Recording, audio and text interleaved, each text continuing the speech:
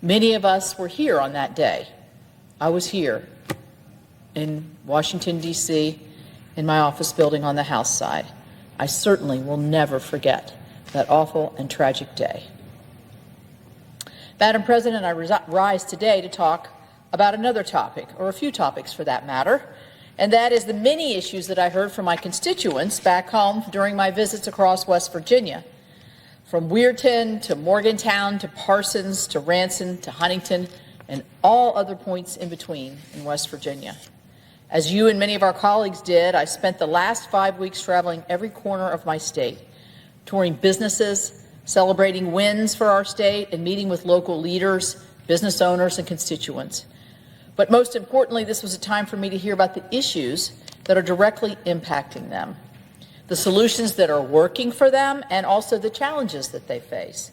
And I heard a lot, but the common themes I heard over and over again: number one, inflation, the border crisis, crime across our country, the chaos that we are witnessing abroad, and our country's weakness on the world stage, workforce shortages, I heard that everywhere I went, and the inadequacy of permitting. We're an energy state, and the concerns, many concerns in our agriculture communities. Many West Virginians I spoke with feel that the current administration's agenda is just not working for them, and I can see why. So let's take a look at this. Well, we can start with what's top of mind for folks all across the country, and that is the rising costs of goods and services.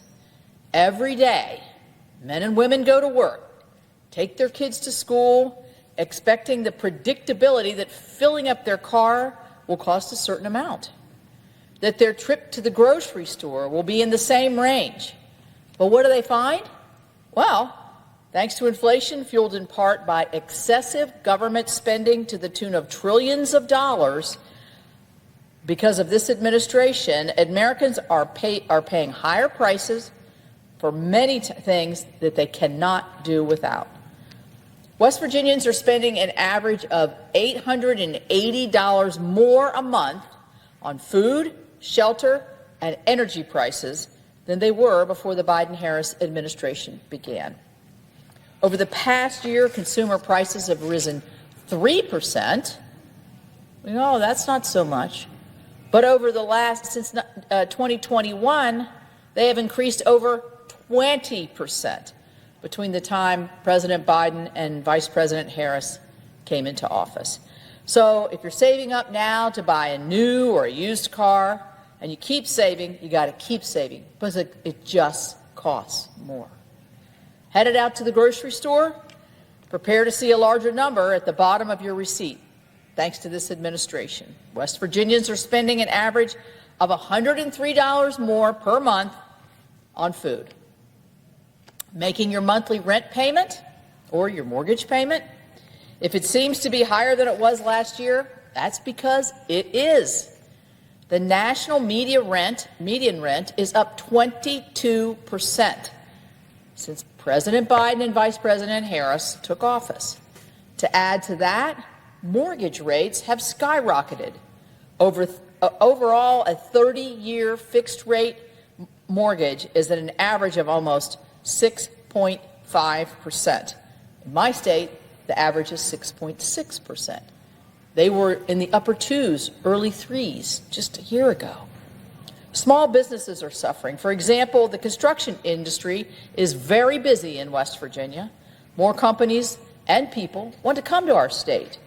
The high cost of operating businesses, with already slim margins, is much, much higher.